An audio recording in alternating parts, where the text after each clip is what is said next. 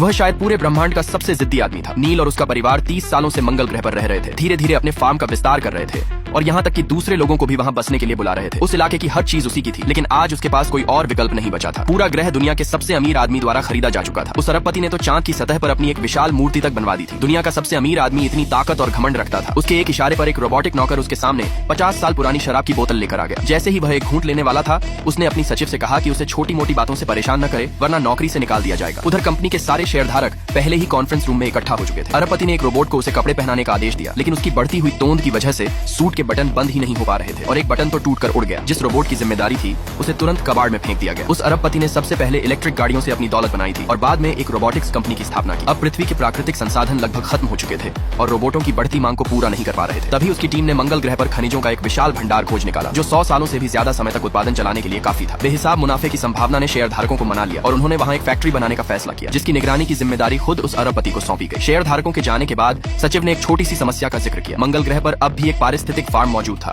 जो 30 सालों से चल रहा था। अरबपति ने लापरवाही से कहा कि बस उसे खरीद लो। सचिव ने समझाया कि आसपास के सारे निवासी तो पहले ही अरबपति की खास क्षमताओं से प्रभावित होकर वहाँ से जा चुके थे, लेकिन नील नाम का एक जिद्दी बूढ़ा आदमी अपनी जमीन बेचने से साफ मना कर रहा था और यहाँ तक कि पृथ्वी के लोगों को किसान बनकर वहाँ बसने के लिए विज्ञापन भी दे रहा था। यह सुनकर अरबपति मुस्कुराया। कोई इंसान पैसे ठुकरा रहा है। उसने फैसला किया कि उसे इस आदमी को खुद जाकर देखना होगा, लेकिन फिर एक अप्रत्याशित खुलासा हुआ। वह जिद्दी आदमी कोई और नहीं बल्कि उसका पुराना बिजनेस पार्टनर था। कई साल पहले वह और नील एक छोटे से गोदाम में साथ काम करते थे, जहाँ वे ब्रेन वेव ट्रांसफर डिवाइस विकसित कर रहे थे। अरबपति उसे अमीर बनने के लिए इस्तेमाल करना चाहता